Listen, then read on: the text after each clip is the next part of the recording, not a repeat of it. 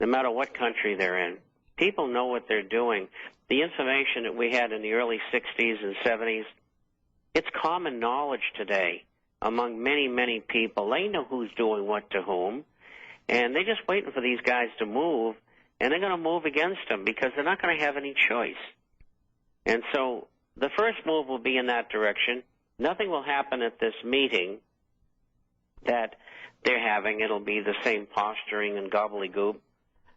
They will try to push forward on setting up a international financial SEC type of organization to handle everything to do with finance and loans and banking and brokerage and insurance, and they want an international czar. And that's why yesterday Sarkozy of France said, hey, if you don't do this, I'm walking out of the meeting. And so that's how badly they want this thing. And, of course, he is a neocon CIA Mossad operative and a frontman for the Rothschild interests. But that's number one. Number two, they'll discuss this new currency, but you won't see anything come out right away. It'll be tabled to some group that'll 6 months from now will come up and say this is the way we're going to do it. And there'll be arguments about free trade, Germany screaming that France and the United States are subsidizing the vehicle industries, and they're right. Europe really doesn't want to spend any more money creating money, nor do they want to support Eastern Europe. They want to let them go bankrupt. Bad idea, but that's the way they're headed on it. And I expect that there will be somewhere between 150,000 and 500,000 protesters in London over this next week.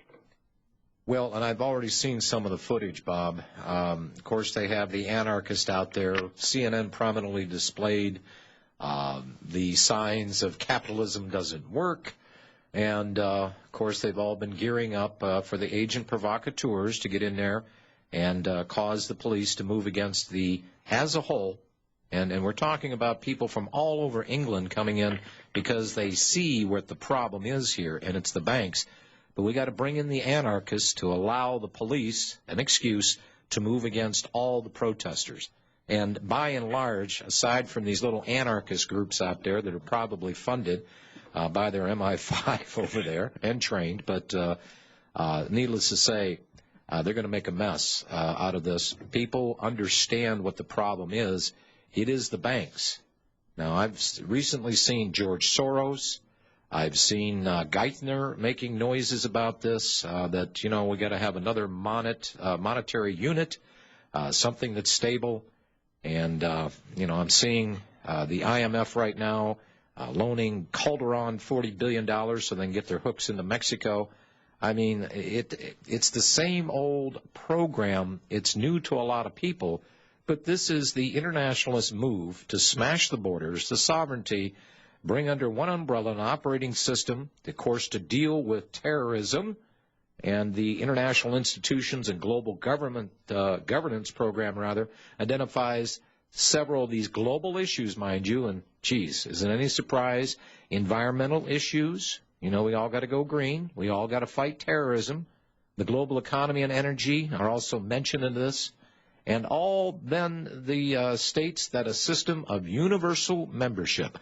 You know, how weak is this? That is a euphemism for global government. They're now calling it a universal membership. It's the good old boy crowd that is going to bring us our global socialism. So, you know, you're saying, Bob, that within 2 to 3 years they're going to ramp up. Right now they're just still trying to get everybody on board here for their exchanges, trying to put in the restrictions for the banks to settle all this stuff and do away with the toxic assets and the derivatives and all this other stuff. They're going to fix the problem. This is the coup d'etat, and this is what I smelled 6 months ago coming. Folks, I said it on air. This is the push by the globalists to bring about their world government, and here we have it. But we got people in the streets. I don't see them out here in the streets of America. And we're the ones that are leading this parade from the inside out. The enemy, we've recognized who they are, and them are us. And they're right here inside the gates, working from the inside out. How does that make you feel, America? Proud to be an American today? Not me. We'll be right back.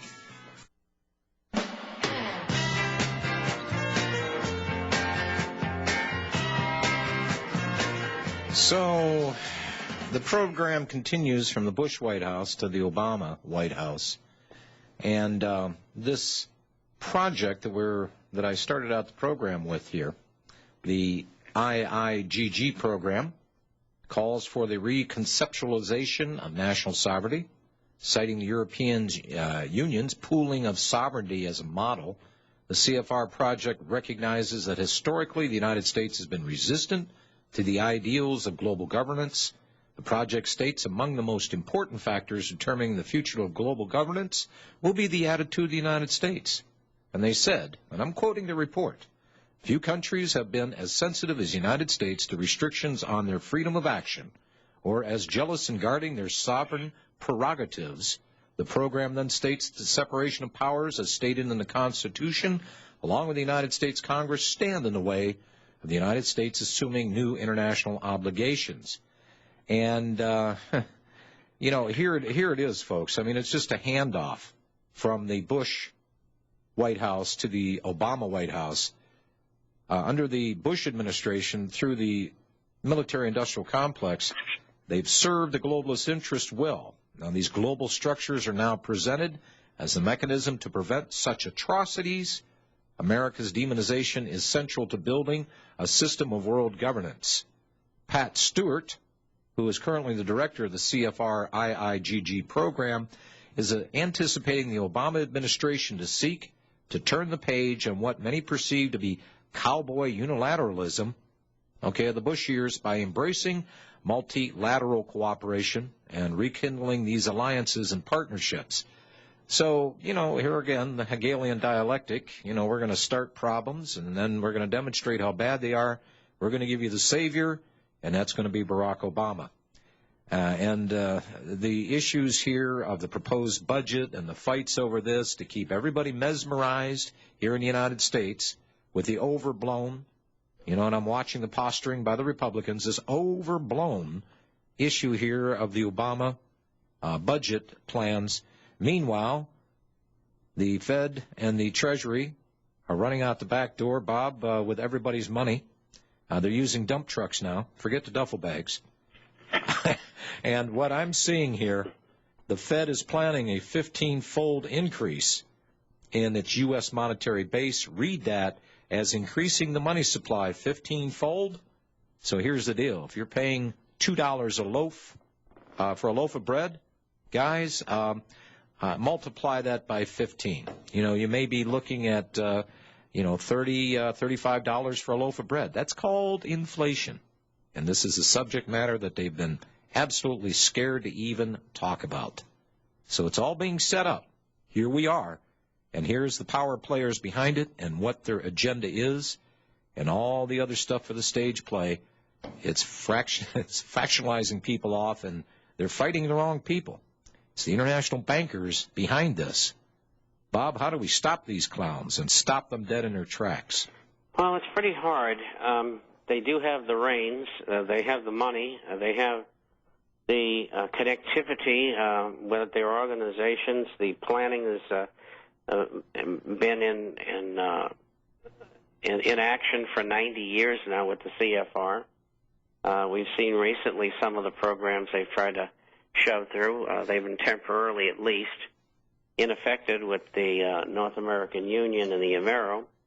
I think that might have been a feint in the opposite direction to mislead people, but stopping them, you're going to have to wait until they take the system down. You're going to have to wait until there's enough people unemployed and without food to finally say, what do I do? I mean, how can I change something? And that's when you have revolution. And I've seen Americans and others try to use the system to change it. politically, especially in the last election, and through the court system, and neither works. So you don't have any alternative but to inform people, make sure that they're prepared, the ones who do understand, with food and filters and weapons and gold and silver. And when the time happens that things all break loose, we got to hope that we can get together and make changes. Well, and this is what they want to bring about. They want to make those changes out of the chaotic situation that they themselves are causing.